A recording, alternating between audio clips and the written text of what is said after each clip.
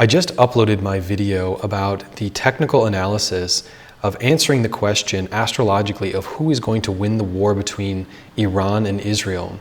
And that is a prajna reading, or in Western astrology, it's a horary reading.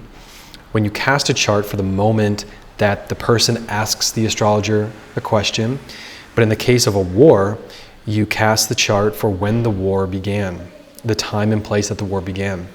So in this video, instead of doing the technical analysis, I'm going to give my straightforward predictions that I derived from that chart without any of the wording and astrological definitions and anything like that. So it's just more of a straightforward way to talk about what I was seeing in that chart. So if you want to analyze the predictions in detail, go to that other video and see why I came to these conclusions and the logic behind the reasoning. But for this, I'm just going to detail the basics of it without bringing in any astrological logic, which is difficult to do because I want to explain why I'm saying these things. But it'll be just faster and easier if I just say the predictions. But watch that other video, the technical analysis, to see why I'm saying these things. So only time will tell whether these predictions come to pass. And consider the concept of the fog of war, which is basically saying is that during wartime, a certain haze or a fog is cast over the people and the logic of the people doing the war. And war is very confusing in the midst of it because the stakes are so high for each party to win. And in 2025, the media is the major tool in casting illusions and fogging the reality of what is actually taking place on the battlefield and in the war rooms. So the point of me wanting to do this reading and casting this chart was to get a clear picture of what the outcome is likely to be without incorporating propaganda from either side, and to just simply read what the astrology was saying. So neutrality is very important in astrology for the astrologer, but especially in such a heated topic and such a heated time about who could win this war, because again, the stakes are so high for both sides. So let's just get right in to what the chart was saying. And again, I'm going to leave out the astrological part to the best of my ability and just stick to the real world events as I see them as likely to be happening. So first, the planning of the war was set in motion around the time of 1 week after Trump was inaugurated. And that means that in the past, an event took place according to the chart, and that event was signaled to just after a week of the inauguration. So in the past week since this war erupted, there's been this major civil war between Trump supporters and the MAGA movement because of Trump's outright betrayal of not starting any new foreign wars and doing a complete 180 about not starting a war with Iran.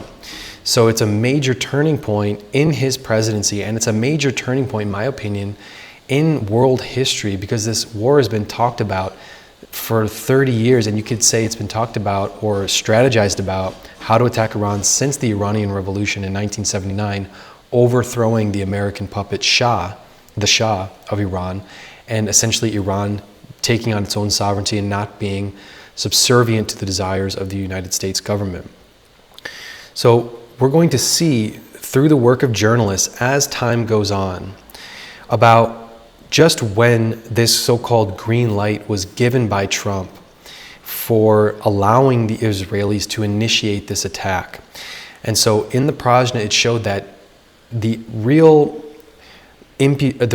motion was, things were set in motion just after he became president. And it was showing the week after the inauguration. So we'll see if, as the journalists do their work, if they discover that this was the actual starting time and it just wasn't a week ago, or because Iran and Israel were in negotiations when the attack happened. So the question will be, and as time moves on and we look back into history, what happens as more is revealed, when was this brought about? Or when was the decisions truly made and to put into motion this action. The Prajna chart showed that was just after Trump became president. So the second is that Israel is in a very strong position as a nation to receive diplomatic support from its allies, principally the United States, and of course the allies of Israel includes the United Kingdom, France, and Germany. So my interpretation is that it is all but guaranteed that the United States and the allies of Israel are going to take an active role in the war and provide diplomatic cover for Israel, as well as military support for Israel. And this is being confirmed as I'm speaking this. Today is the 18th of June. And the chart shows that as well, that Israel is in a very strong position to receive diplomatic support. I'm saying diplomatic because Venus is within this prediction. Venus is involved. But this is the strongest indication. This is the best and most advantageous and auspicious aspect for Israel, according to the chart. The number one factor that is helping them. So there is going to be a potential for many successes for Israel in this war from the direct involvement from its allies. And considering all of the other factors that are happening in the chart, because it's not just who's going to win, yes or no, there's a lot of factors. This is the factor, this is basically one of the only factors that's supporting Israel's efforts against Iran. So basically, without the support of diplomatic allies, Israel has no other option moving forward. They need the United States to move in, and the United States will involve itself in this effort, as well as the other allies. But that is going to happen. That is going to be a very important part of this war, the involvement of people who are outside of Israel. So third, the first stages of the war for Israel and in Israel, they're going to be very optimistic about its prospects and about its prospects of victory, and very knowledgeable about their enemy. They're going to have lucky breaks in battles. They're going to fight courageously, and their religious and spiritual morale is very high. And this all comes from significations in the chart of an exalted Jupiter. And however, as the war goes on, what they see themselves as achieving in the war, that those achievements are going to be less and less, and there's going to be a lot of frustration and disappointments considering what their initial goals were. And this is because Jupiter is, although it's exalted in the chart, is combust. That means it's too close to the sun, which results in anger and frustration and disappointment. So the longer that the war continues and the longer that the battles are raging on, the more the Israelis are going to lose, or things that they consider assets will be lost. And those could be very unexpected or sudden losses. So a sense of failure is going to start to set in, and their objectives will continue to feel as if they're slipping through their fingers. So in other words, what the Israelis are desiring from the war is going to be much less than what they actually achieve. So this is a very important point because there's another war taking place right now of Russia versus Ukraine and NATO. And the Western media since the beginning has been depicting the victory of Ukraine and NATO since the beginning. And right now you can see that the mainstream media is showing extremely positive coverage for Israel, and that a clear victory and a decisive victory is just in the works. We're so close for Israel. And the lessons of the Russian and Ukraine war is that you just simply cannot trust a word the media is saying about the reality on the ground. And they've been wrong about almost everything since that began in 2022. Russia was always supposed to be on its back legs. Putin is making desperate moves, etc. But we look now, and Russia is taking territory by the day. It's as strong as it's ever been. they're enlisting recruits at the 30,000 to 50,000 soldiers a month, and those soldiers are signing up voluntarily, and they're not being coerced into it. As the Ukrainians, they're capturing men off the street and sending them to the front lines. Russia people are signing up. Yeah, the morale is so high because they're seeing victory in their grasp, but that's nothing of what the media is talking about, of what is actually happening there. And so all of this is to point out that the claims of what Israel has achieved or is achieving, being just days away, be very skeptical about what the legacy media is saying, because it's very one-sided. And also it's important that Israel, it's likely that they're not letting out information about its losses or what is happening on the ground there. So what the chart is saying is that there's going to be this notion of anger on the side of the Israelis, deep frustration, and important losses in the terms of actual battles or the actual logistical gains made on the ground, as well as financial frustrations, and basically the concrete achievements that they're making and their so-called victories are not going to be what they desired them to be. And they're going, as the war continues on, they're going to fade and fade the sense that they are on the victorious side. But they're going to start off very strong and very optimistic and very determined to make it happen. But that exalted Jupiter, that optimism, that religious fervor is in a movable sign, and movable signs are great at getting things going, but they're not good at keeping them going. So I'm trying not to include the astrology in it, but it just kind of seeps in and I have to say it every once in a while. Okay, so fourth, Iran's military capabilities and its ability to wage war are far outweighing that of Israel. And in fact, as the chart points out, it's not even a very close comparison between the two. And also consider there are many ways to wage war, and whether that's through what the current phase is ballistic missiles and through drones, but there's many other factors in how you act out a war, and that is industrial capacity, the ability, the fuel needed, the ground forces needed, the intelligence needed, how advanced each side's technology is, the armaments or the support they receive from their allies, the marine vessels, the transport vehicles, the expertise of the generals doing the war itself, the diplomatic resources. There's so many aspects that go into a war. And so what the chart is showing is that despite the backing of the United States and the other allies of Israel, Israel's capacity to wage this war is far lower than Iran's. In the chart, it was basically Israel was breaking even, and Iran was in far surplus.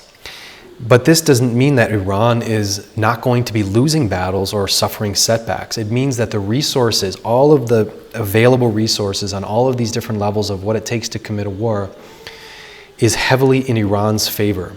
And go back into the chart and you'll see the rationale, the astrological logic for why that is. But that is the reading that I was seeing, is that there's a very strong support for, not support for Iran, but there is the military capacity is much, much higher for Iran. And when you think about it, they've been preparing for this for so many years. Israel has been engaged in military conflicts for as many years. So, and that basically means that Iran has been sitting and waiting and building up its capacity while Israel has been depleting its capacity. And the chart shows that Iran is in a very much better position in terms of the actual force and the resources available to it to work out the war. And that's many and multifaceted, but it's in Iran's favor. Okay, so fifth, and this is by no means going to be an easy battle for Iran. They're going to have many ups and downs, and they're going to be caught by surprise in many ways. And that was in the initial attack. Their air defenses were taken down for 8 hours on that very first day. And there's going to be a lot of fluctuations on their side of their ability to commit the war, to move forward in the war. Their strategies and their tactics are going to have flaws. that are going to be setting them back, but not fatally. And the unexpected and sudden setbacks that they're going to be experiencing have the potential to be benefits in disguise.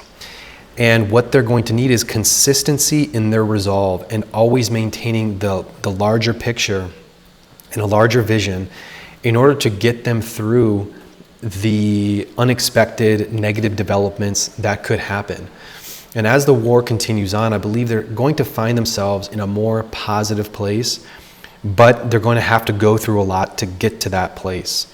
So there's going to be heavy losses, and in other words, sudden losses, heavy losses, and they're going to have to always come back to their bigger vision, their solar vision for what they want for the future, and consistency in their effort. And I believe that the setbacks they're going to be dealing with are not going to be strong enough to break them. They're going to be able to get through them. And that's because of the sun being in their 8th house, but in a friend sign. So the 8th house, sudden setbacks, sudden difficulties, flaws, but not in terrible dignity, which gives them the ability to get through. So the 6th point is that Israel's initial attacks in the first weeks are going to be very strong, and we're less than a week in. But those attacks are going to taper out and eventually become insufficient to make important gains for what their objectives are. Whether their objectives are to destroy the nuclear plants, the nuclear proliferation, or for regime change altogether. Those attacks are going to become less and less critical and critically damaging to Iran. And there is a very low resilience factor for Israel, for its military and for its population in general. And I'm expecting heavy losses for them relatively compared to the losses that Iran achieves. So they could experience the same amount of people that are dying or the same amount of plants that are blown up, but it'll be much worse in relative terms for Israel than for Iran. In other words, Iran can take much more than what Israel can. And I've come to see in the chart as this being the most important factor that I saw in the chart. And what that was is Israel's 10th Lord, Saturn, being in the 12th house of loss and debilitated. And it's also in a movable sign Aries, and movable signs have a lot of strength at the beginning, but then they can't carry things out. So what this essentially means is that the very actions that Israel takes, the longer that the war goes on, are going to result in major losses strategically now, as well as when the war ends. And this could mean very severe financial losses. This could mean severe civilian casualties, Saturn being debilitated in the house of loss. Saturn is the planet of the population, the foundation of a society, the regular people. And I'm also seeing that this could turn into many civilians fleeing, besides just casualties, but civilian morale and the ability to be resilient in this battle is going to diminish and cause a major problem for Israel. And this could also mean taking on debts, Israel taking on debts, but also taking on debts in terms of its credit in the international sphere, in the international world. So basically, the longer that the war goes on, the more that Israel loses. And that, refer back to the chart, but the 10th Lord, the actions, Israel's actions, which is the 10th Lord, in the house of loss and debilitated, the worst condition it can be in, is one of the most critical factors in the chart as a whole. And so Saturn is the planet of resilience. Saturn is the planet of picking oneself up after you've been knocked down. That chart just does not show Israel having the power to do that. And finally, an important event is indicated for the 3rd week of November 2025 that will turn the tide of the war in favor of Iran. And this could be the inclusion of and support of key allies of Iran, which would be China and Russia, but say other important allies, Or this could be the beginning of a breakthrough with regards in their own actions having more pronounced effect in achieving their aims. So this might not be a decisive singular event or an immediate thing that happens, but an event that sets into motion Iran's eventual victory. And this eventual, and it's explicitly stated in the prajna, in the chart, that this event that happens helps to ensure the victory of the attacked party, so Iran. And this event is important in terms of pushing forward Iran's eventual victory. So that event could begin in late November, or it could be a singular event that sets into motion other events that result in their victory. So that's the brief overview of what the prajna chart cast for the beginning of the war was saying, and only time will tell how accurate this turns out to be. We'll have to see. And if you'd like to see the astrological rationale and the logic for why I gave these predictions, watch the previous video and I go into detail. It might be just for astrology nerds to want to see that, but for other people to just get a taste of the technicalities of how to look at a chart for asking a question. And that chart, the techniques are based on a book from the 15th century called Prajna Nilakunti, and it's been used for over 500 years. And in specifically for war, there are very unique rules that are used that aren't appearing in any other system of astrology. So it's a very interesting set of techniques that are used, and that's in this specific analysis of war. So I'm anxious to see your comments. If you have any other questions, please let me know. We'll see what happens with this war. I follow it fairly closely, the day-to-day events, and just it's very difficult. As I said, the fog of war, it's hard to get a real grasp on what is actually happening on the ground. And we want to be as neutral as possible about the real situation, which is the most important thing. So one side may be saying this, the other side is saying this. What is the reality? So the point of the Prajna astrology chart is to see what is the chart saying for what's going to happen without any propaganda influencing it. What is the astrology saying? Okay, thank you for watching and see you in the next video.